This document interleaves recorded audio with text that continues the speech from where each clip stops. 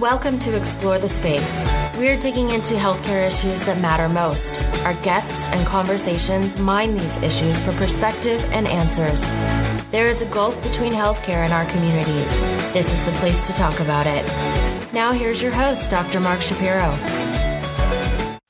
Welcome back to Explore the Space podcast, and welcome to another episode of Med Lasso, a show dedicated to looking at why the wonderful TV show Ted Lasso is just resonating so deeply with physicians, nurses, and healthcare workers all around the world.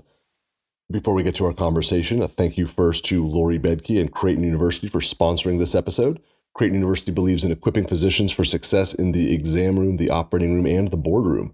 If you want to increase your business acumen, deepen your leadership knowledge, and earn your seat at the table, Creighton's healthcare executive education is for you. Specifically tailored to busy physicians, our hybrid programs blend the richness of on-campus residencies with the flexibility of online learning. Earn a Creighton University Executive MBA degree in 18 months or complete the non-degree Executive Fellowship in 6 months.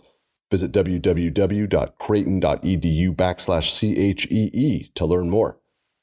My guest in this episode of Med Lasso, once again, the redoubtable Dr. Syed Tabatabai, is back to join me to help steer us through this discussion around episode 7 of Ted Lasso, which is a monster episode. It's heavy, it's dark, it's unsettling, it's brilliant as always. And we are joined by a wonderful guest for this conversation. Dr. Angela Wyand is here to break this down along with us. Dr. Wyand is a pediatric hematologist and oncologist. She is also a native of Kansas City, which is a wonderful piece of connective tissue with the Ted Lasso universe. And getting into all of this with her was just so much fun. You're going to absolutely love hearing what she has to say. After you listen to this episode, be sure to come and join us on Twitter. The hashtag MedLasso conversations and just sort of universe that's growing there is so much fun. So definitely come join us at hashtag MedLasso. You can find me on Twitter at ETS Show. You can email me anytime, mark@explorethespaceshow.com. You can find the entire Med Lasso archive. This is the 6th one that we've done, and you can find the entire Explore the Space archive at www.explorethespaceshow.com. And wherever you listen to your podcasts, please do leave us that 5-star rating and a review. Please share with your friends. All of those things really help us out. So here we go. In the words of Ted Lasso himself, onward, forward. Med Lasso episode 6 with Syed Tabatabai and Angela Wyand. Let's do it. Syed, we experienced a very heavy episode 7 of Ted Lasso. So now we're back for a Med Lasso episode, and I'm glad you're here. I feel like we're like limping along, kind of holding each other up as we move through this bruising part of the show. So welcome back.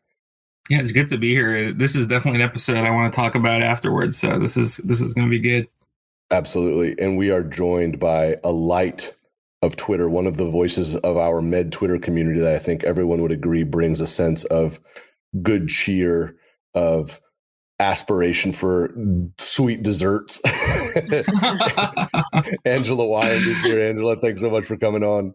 Thank you so much for having me. I'm excited to be here. We got to talk about cake. The last episode, I brought out shortbread biscuits. Shika Jane was the guest. Syed and Shika were not happy with me. It was an all-time photo. It was the hashtag biscuit flex. Are you eating cake when you are watching Med Lasso? Or that's awesome. I'm keeping that in. That's staying in. Are you watching cake when you're watching Ted Lasso? I am probably eating cake when I'm watching Ted Lasso and when I'm listening to Med Lasso. There is like always cake. Always, always, always cake. Can that be our tagline? Always cake? Yeah. For this episode, hashtag always cake for sure. Definitely. Can we talk about cake choices? Because there'll be a new episode coming up. None of us are going to know what to expect. Help us prioritize our confection selection. That was a terrible rhyme, and I apologize. I actually kind of like that confection selection. So I'm a huge fan of Nigella Lawson. She has this Guinness cake with cream cheese frosting, which is incredible. I'm also a huge fan of funfetti cake, because who doesn't like funfetti? I mean, that's just fun, and cake is always fun. So why wouldn't you go with that? Yeah. But I'm really an equal opportunity cake eater. I really haven't met a lot of cakes that I wasn't a fan of. Do you guys have favorite cakes? Well, what's the role of ice cream? Where does ice cream fit into this universe? You know, I'm a huge ice cream fan, but not really together. Like, I don't love the cake and ice cream combo. I love ice cream. I love cake, but not frequently do they go together in my world. The show is getting dark already. We're going to a dark place already. Wow. Just wait till you hear my views on tea. Just wait. Oh no! I wish I had a screenshot of Syed's face when you said the ice cream and cake to cook. Oh, that was awesome. Well, you didn't realize I was so controversial. This is, I mean, we're going to have a parental warning. This is serious.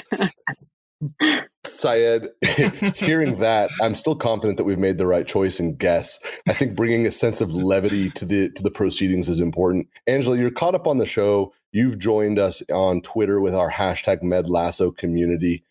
Just sort of, I always like to ask, my wonderful guest experts, what is your sort of strategic view of where we are? We're a little past halfway and clearly something has changed. Where are we in this show right now? Oh my gosh. I wish I knew. I mean, I feel like I knew what to expect from episodes as they were going. And then this episode came and most of the episode, I was like a bit uncomfortable and a lot of different times. I was, that scene where goes into the office for the first time with the psychologist and is just moving all around. I was like, this is just like very uncomfortable to watch how uncomfortable he is. And I feel like there were a lot of storylines with Nate, that was just super uncomfortable seeing, the one who had been bullied become the bully was sad for me. I don't know. It was a dark episode, definitely a much different feel than prior episodes. Syed, as I am wont to do, I texted you afterwards acknowledging that this was a heavy one. I have received from a number of people text messages and also on Twitter the word heavy. Where does this idea of like weight and a TV show that is ostensibly like for entertainment, it's a weird collision. It really is. I think that's part of the magic of Ted Lasso, is that if it was just all airy and light all the time, and it was people going from point A to point B and overcoming adversity in a linear path every time and scoring the winning goal, so to speak, like the last episode left us at, it would be a different show. I think it would still be a good show, but it wouldn't have the kind of resonance that it does. I mean, Ted Lasso is operating on multiple layers at all times. And I think that's why there are always these magical kind of aha moments as different parts resonate for us. For me, I had just written that thread on cycles, about cycles and seeing the world through the idea of orbits.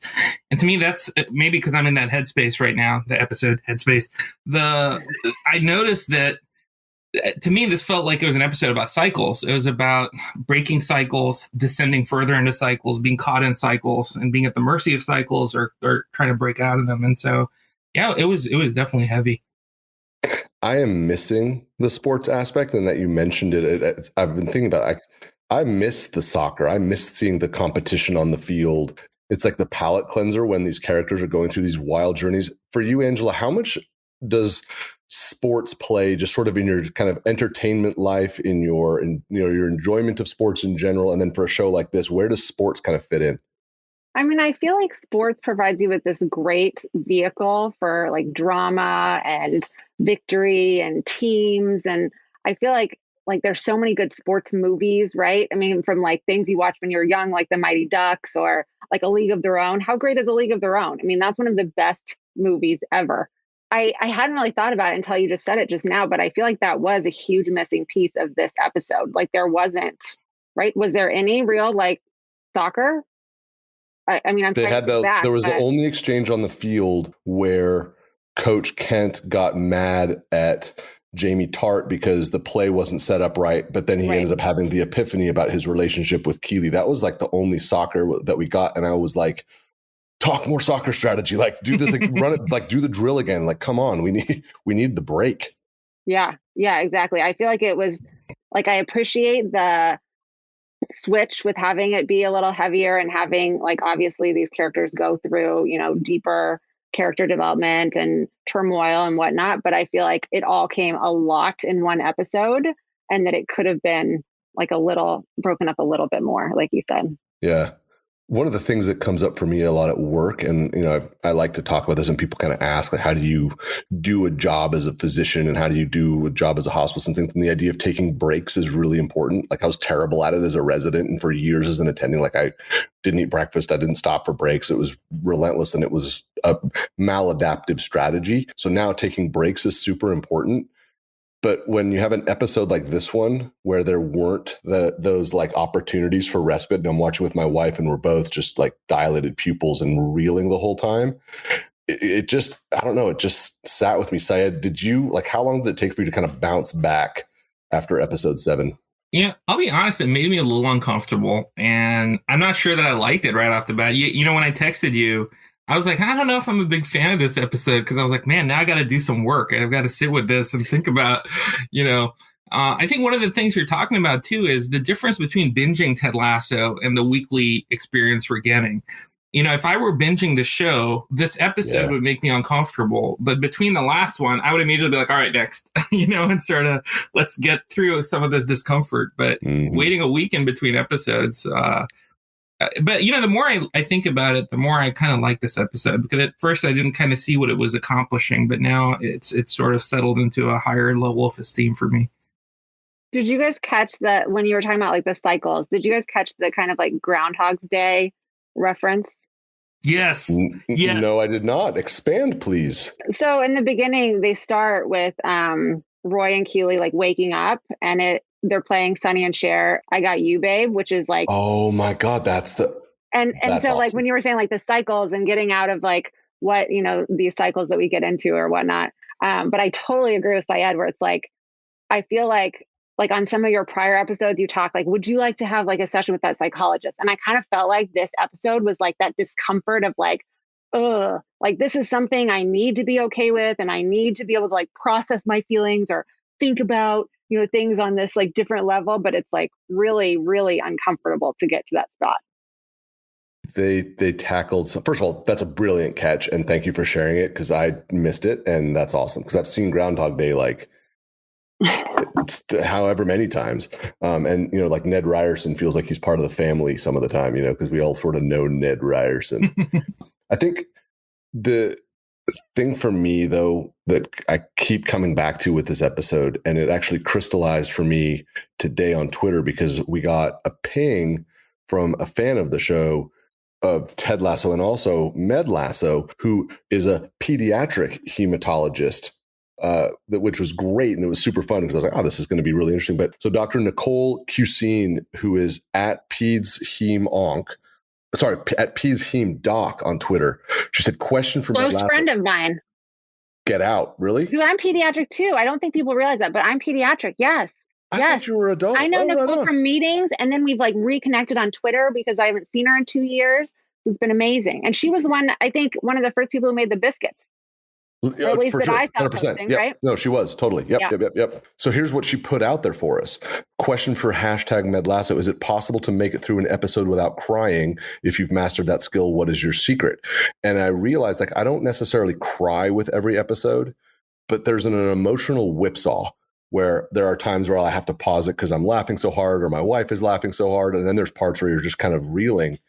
And I don't like platitudes, and I'm not trying to sound like saccharine when I say this. It reflects what a day of work looks like right now in a really, really powerful way. That whipsawing effect is so tiring, and it's so spontaneous, and it's so rigorous, and it's also so extreme. I mean, I last week, something happened that I just happened to walk past and see at work, and I just had to go find a private space to cry. It hasn't happened in a while at work, but and then there's also like things that are absolutely hilarious. Someone says something great, or somebody on the phone says something hilarious. That whipsaw is wild. And that question from Nicole really helped me to understand, I think better than I have even to date, why Ted Lasso fits so nicely with what we're doing. Angela, am I making this up on the fly, or does that make sense? No, 100%. I feel like it's like in a way that other shows aren't, like you connect so much with the characters. And so like, I remember with this episode, like when they started kind of hinting at like, oh, there's trouble in paradise with Roy and Keeley, I was like, no, like, I can't handle that. Like, they can't break up. This is like, this is not like, this is my happy spot right now. And, and that just, that can't happen. Right. Cause like, you can just imagine Roy going off the deep end and like, you know, being just like a complete mess. I was like, I'm not ready for that. But it's like, these are characters on a show. You don't know them. This is not a real relationship. But I'm sitting there thinking like, please, like, just, you know, like, wrap it up, people, like, make this okay, whatever it is. And like with Nate at the end, I mean, they left it so heavy. I was like, no. I mean, I think like Syed said, the first whole season I watched in rapid succession of like, you know, 4 or 5 episodes a night until we finished the season.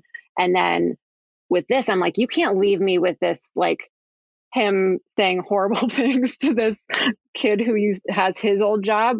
It was just like, yeah, it really hits you, I think, deeper than it should for a TV show. Syed, are we sensitized, do you think, because of what we do every day? Because each day in the hospital, in the office, more so than ever now, has that whipsawing effect? Are we more sensitized to it and then either more drawn in or repelled by what's happening with these characters that we are? I mean, we're all becoming attached to them for sure. Right. I think so. I think we're sensitized. And I think the show, you know, after a season with these characters and this incredible writing of the show, we genuinely care about them. Like Angela was saying, you know, we know they're just characters, right? But once you're that invested in these people and you're seeing them as real 3-dimensional people and their joys and triumphs and their hardships and everything, it becomes, you know, that whipsaw you talked about is real, because the emotions are real. And, and I think you're right on the money. I think we're sensitized, and even those of us who aren't sensitized, in some ways, I feel numb is a major emotion right now. It wakes you up out of that, and it sort of awakens that sensitivity again. And you find yourself caring, you know, in ways that might have been getting a little bit quieted down.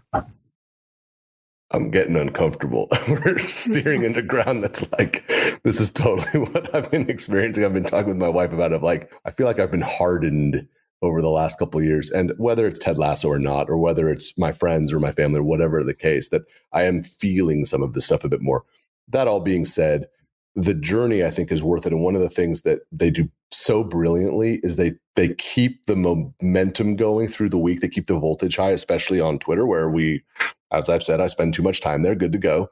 The actors like engage with you, and they have Twitter feeds for the characters that reply like as the character, but then the actors reply, and you can like say something to them like, that was super cool. I think I said something to I don't remember which one it was, but you know, said something to the actor who plays Sam and the actor who plays Dr. Sharon Fieldstone, and they'll reply like, thank you. That's really, that it just kind of like keeps that sense of connection really high. Have you seen that, Angela? I have. I feel like the first time I saw it was maybe like the actor who plays Roy just like liked one of your tweets or something. And I was like, whoa, wait, what? Like, this is amazing. And I feel like it makes it feel like, I feel like the word of mouth thing, right? Where like most people I know who watched it, like somebody told them, and I feel like it's the kind of show that's so good that you don't like pause before you recommend it. You know, there's certain shows where you're like, who am I talking to? Like, I'm not sure if they would like that, but like anybody I talk to, I'm like, oh, you have to see Ted Lasso. It's amazing. Like, there's no hesitation with recommending it to anyone. But I feel like that word of mouth thing makes it feel like it's like kind of like a secret in some, do you know what I mean? It's like, oh, we're like, it's this like little tiny niche that like other people aren't really involved in. And then you have like the actors responding to you and you're like, oh, it really is like this small thing, when really like they won, you know, or at least were nominated for all these Emmys, and it's not really that small of a thing, but it feels that way, which is nice. It's delightful. You've just given me another question to add to the in the locker room experience, and I had to write it down quickly. So it'll be premiering here in just a couple of minutes. But before we do that, Syed, acknowledging that, you know, the amount of time we spend on Twitter is plus minus too high or way too high. do you feel like you're kind of drawn to the like hashtag? Are you drawn to coming back on to see what's happening with the interchange and the discourse? Definitely. I think you hit the nail on the head. Totally. You know, they've created a sense of community around the show and invested in it.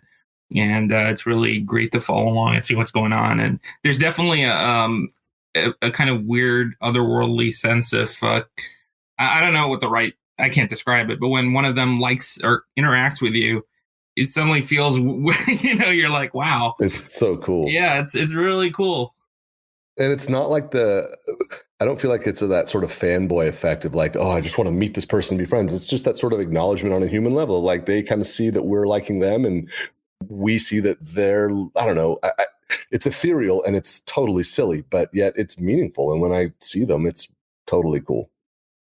I did have a thought when Nate, is obviously obsessed with what people are saying with him on Twitter or whatever. And there's like all this positive stuff. And then he sees the one negative thing. And I'm thinking to myself, like, like this is all of us, right? It's like, oh, it's so nice when everyone's liking my tweets or like quote tweeting me or whatever. And then you do that like show more replies button. And it's like, oh, never touch the show more replies button. But I can't like stop myself. It's like, I kind of want to see what they say. And then it's like, no, it's always a bad idea. Always. I've learned that lesson the hard way. Show more replies is like opening up Satan's fireplace. It's rough when you wade in there for sure. I don't like it. I don't do it. Syed, do you touch show more replies? It depends on where I am. It's a curiosity versus the knowing nothing good's gonna come of it. So it's, sometimes I just have to click, and then I just sit there with it and contemplate a reply for like 45 minutes, and then just hit delete because I'm like, this is not worth wading into. Well, let's get to a place where there are real consequences and it's serious business. The locker room with Mark and Syed. Angela, are you ready?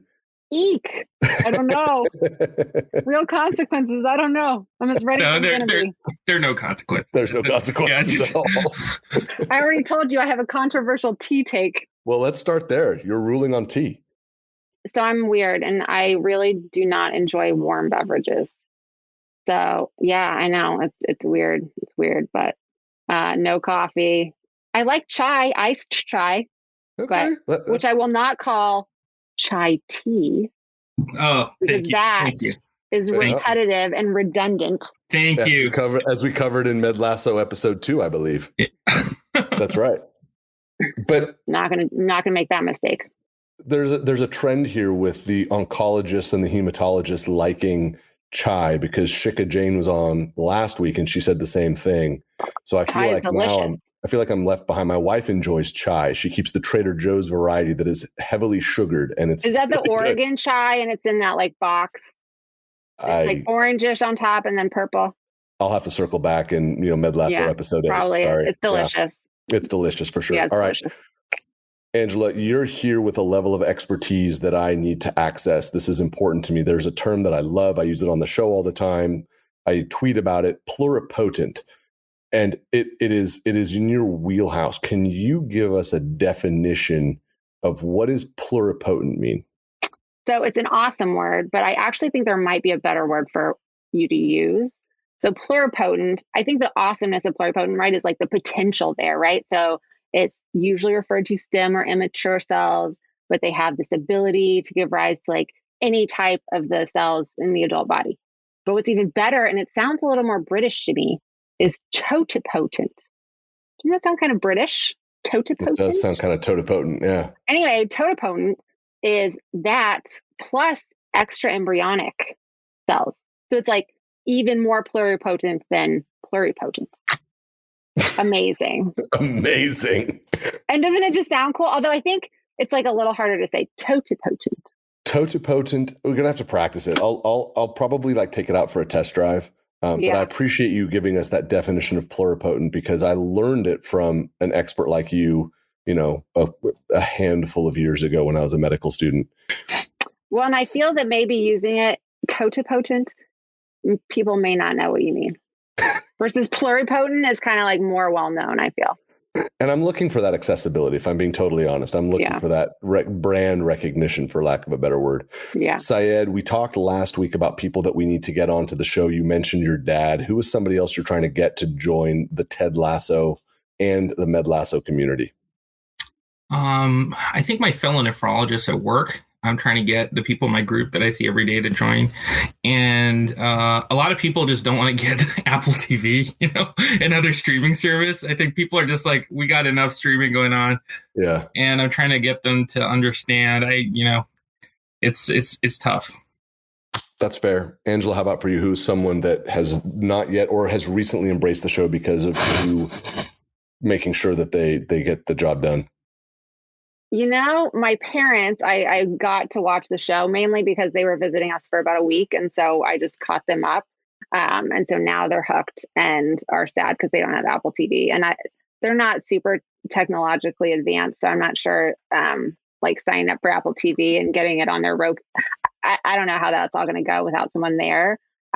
So they're just waiting until they come back to visit to like catch up on the last 2 episodes. But they also are huge fans because I'm from Kansas City originally. And so like Jason Sudeikis and all them, like they grew up around me, and like the barbecue shirt is like all the places we go to eat. So my dad, like as soon as we saw it, he's like, I need that shirt. So we like ordered it off Amazon right away. So there's like lots of people like that I grew up with that they're all like big fans because they like Jason Sudeikis and then like all of the like Kansas City references. I love finding these additional connections to the show. That's totally awesome. So when we do totally awesome. when we do the Med Lasso Casey trip, you're going to have to be our concierge and our guide. Well, it's funny because like, so my parents both grew up in Wichita, and like, I don't know if you guys remember, but like he was the football coach at Wichita State. Yeah. But they actually don't even have a football team, which is like great because like his, AFC Richmond also does not exist. Right. But it's kind of fun. I love it. Syed, we covered this a little bit a minute ago, but I think it's important for us to circle back as a doctor. As we sit here right now in, I guess it's now September of 2021, whatever that means, in this time and space, as a doctor, what stands out? As a doctor, and Angela, this is coming to you as soon as he's done, because this is one of my favorite questions. You mean in this episode, or you mean the season as a whole? So the universe that they're creating for us. I think what stands out to me is this feeling of teamwork and looking out for each other that Ted Lasso has created, where people in an organization on multiple levels are seeing each other as human beings within that organization, and not so much as the team owner, and that, they all have their roles, but they're able to play within their roles and still be human to each other. I think as a physician now, through 3 surges of this COVID thing, it's seeing that makes me like choke up and also inspires me. That to me, that's something in Ted Lasso that's very aspirational and very moving. Because it almost feels like it's something we had, then we lost, and then do we still have it, and can we have it again, or did it never go away? And it's just, that's something that every time I watch the show, AFC Richmond is something I want to be part of, just on the deeply human level. I like that very, very much. Angela, how about for you? What stands out for you as a doctor who's watching the show? Well, and I don't know if I should credit this to Med Lasso, but I feel like when I first started watching the show, I'm much more, it was much more lighthearted, and it was like, oh, this is this great escape from the reality of medicine right now and COVID and society. But I feel like more recently when I watch it, I am like, how is this like, having similar themes to medicine or things like that? I think probably from like the Med Lasso conversations. And I think like a few things that stood out to me, especially from the last episode, were like the conversation between him and the psychologist, where he's like, well, you get paid, so you must not care. And I feel like there's some of that in medicine, right? Where people are like, oh, well, doctors, you get paid all this money, and you guys, on Twitter, it's like, oh, you're a pharma shill, or you're a, whatever. And I think the vast majority of us did go into medicine to help people, and that has been kind of lost, especially in this, like, we want ivermectin and not the vaccine, and you guys, don't really want what is best for us. And I really liked her kind of, turning that around on him and saying, like, you do your job for free. Like, it's not as if, coaching football pays the bills, right? So I feel like that was like a nice point that she kind of flipped around on him. And then I think there's so much of it too with him, where he keeps like everything bottled up. And I feel like with medicine, there's like totally an element of that, right? Like, we're not going to talk about that we're tired. He said, like, the worst thing that another team can know about you is like that you're tired, or see that you're tired, right? And nobody wants to come across as tired or burnout or having a hard time, right? Like, we don't want people to see us cry, or we don't want, to share those things. And I think that's been one really nice thing about Med Twitter, is that we've all found this community of people who are going through things. I mean, Syed does the most amazing job with these threads where, like, I get to the end and I'm just like, well, that's everything I've ever felt in my life, put into this beautiful, beautiful thread. And like, I could never write like that, but that's like my feelings, right? It's like amazing, right? You read that and you feel like this connection, which is incredible. But I feel like it's been really, really nice to see those things. I like that you called out that comments from Dr. Sharon Fieldstone around Ted's statements, because one of the things that for me has sort of been the most hurtful has been the way people are so easily ready to dismiss physician and nurses and healthcare professionals' desire to care and all of the roles that takes, and that it's ascribed to something that's in the vast majority of situations not the case. And that it's not, it doesn't make me angry. It makes me really sad. And the way she handled it was, I thought, brilliantly done. And getting back to what we were talking about, I tweeted that to the actor, Sarah Niles, who replied. And I was like, that's just so cool that you replied. Like, thank you. That's really great. But I said, like, you handled that really well. That was a great scene. Thank you very much. And she replied, thank you. And like, red and blue heart emojis. And I was like, that's just the coolest thing ever. But no, I think that those are the critical things. And I think we keep peeling back the onion. For me, it's a little bit of a hard one. It's just a reminder to never underestimate the ability of our colleagues to hide their discomfort. And we are so good at it. We are conditioned to be good at it. We are conditioned to not show it. We should never, ever underestimate the ability of the people with whom we work to hide how sad, how much they're struggling, how uncomfortable they are. And watching the show is a really good reminder of, man, no one is immune to what's happening around them. And some people are just really good at locking it up. And that's our job, our responsibility as members of this community, is to try to unlock it in ways that are, safe, reasonable, replicable, sustainable, all of those things. But man, just to never underestimate people's ability to hide when they're hurting, for sure. And that's a total bummer thing to say. That's not my usual thing, but that's what came out of this episode, is that these people are hurting and they're doing a really good job hiding it from each other. Absolutely. That was a heavy one. And now I'm like, I bummed myself out. So we've got to just acknowledge that we can still feel that way and not have to immediately fix it, but we can also still move on. Syed, for you, coming out of this episode that we're all saying is heavy, what do you want to see happen to lighten the load? What do I want to see happen to lighten the load? I think some more football will be nice. And I think seeing Jamie become this weird kind of sweetly wise character, who cares about his teammates and giving them room to shine. I'd like to watch more of Jamie on the pitch and Roy. And I think Roy lightens the load, even when it's a heavy sequence, just his mannerisms and everything. And I think, for the record, him yelling "whistle" was the funniest part of the episode. I was dying when he did that. It was my favorite part. Awesome. That was totally awesome. Angela, what we're finding to be a really great tradition here is when I ask for a prediction for what's to come, the guest absolutely just bangs it home, like Jamie Tart taking that direct kick from distance. So I'm putting it to you right now. What is your prediction for what's coming up?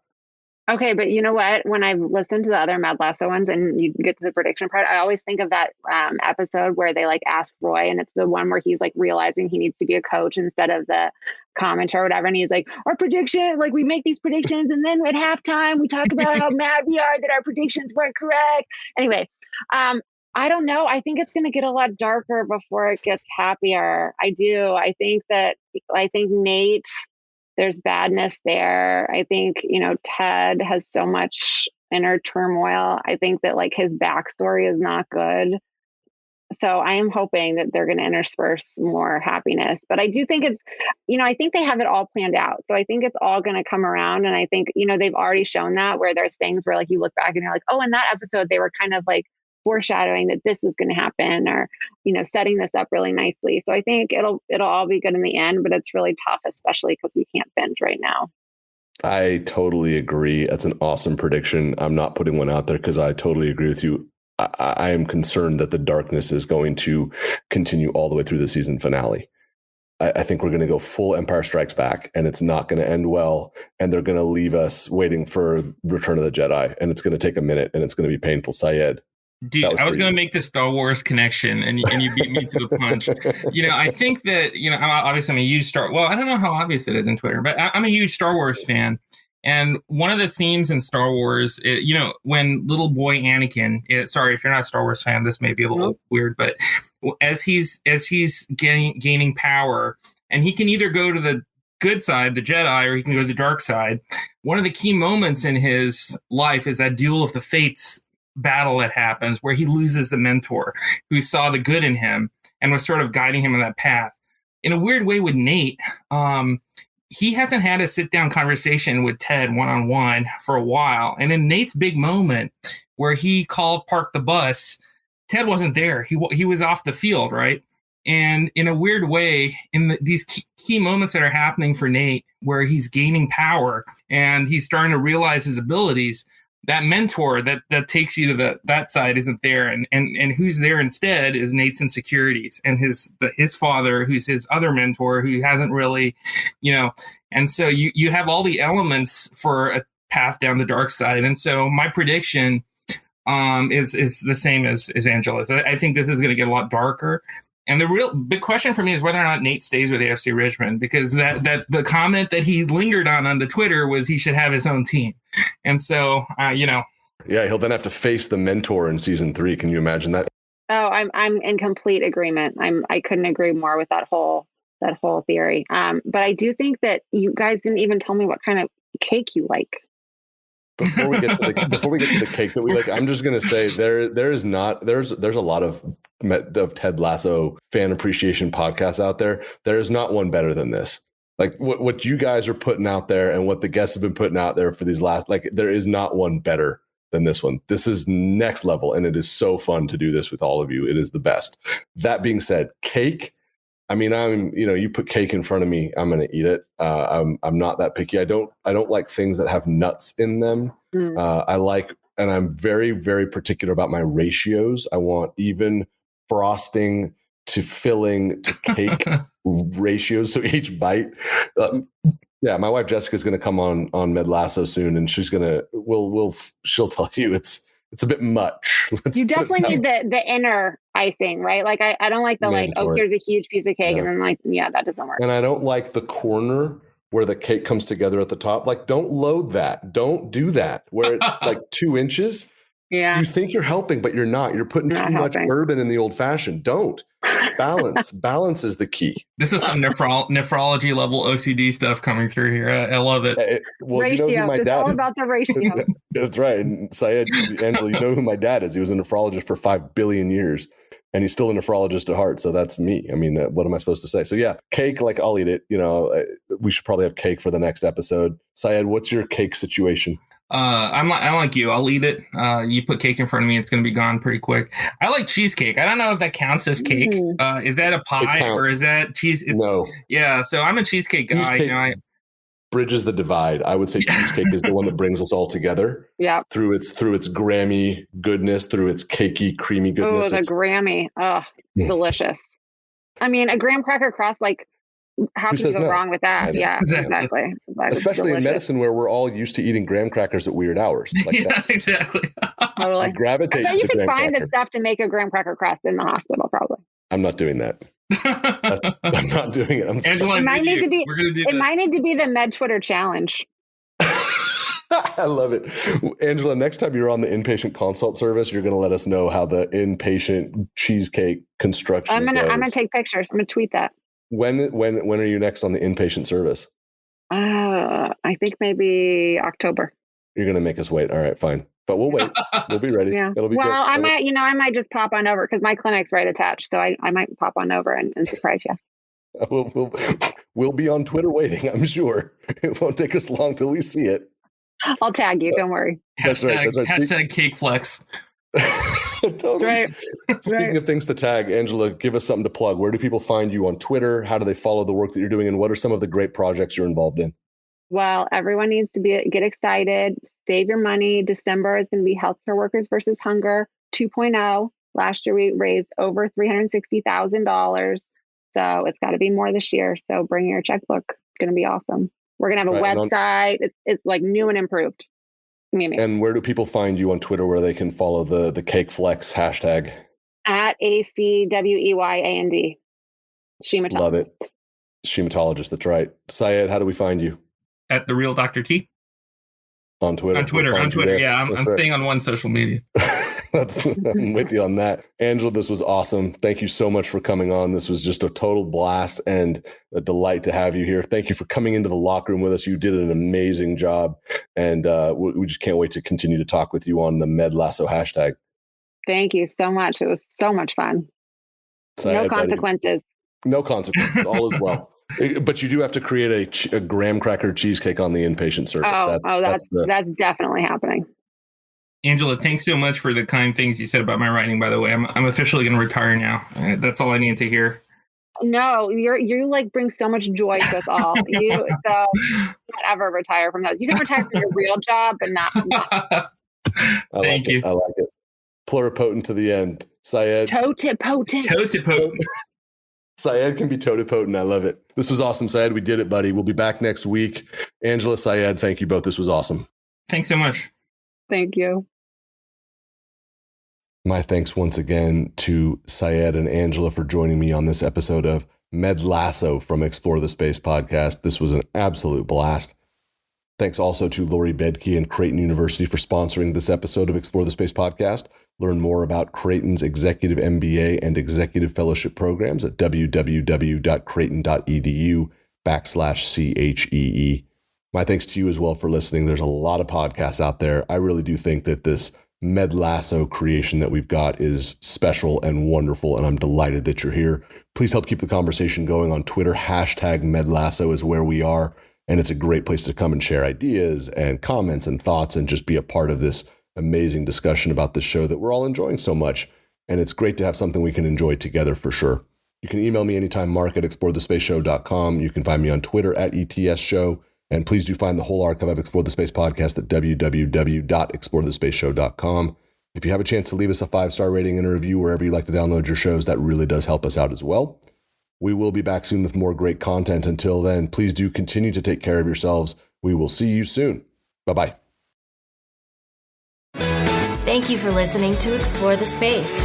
Visit us on our website, explorethespaceshow.com. And please subscribe to our podcast on iTunes. Follow us on Twitter @ETSShow, and you can email Dr. Shapiro by writing to mark@explorethespaceshow.com.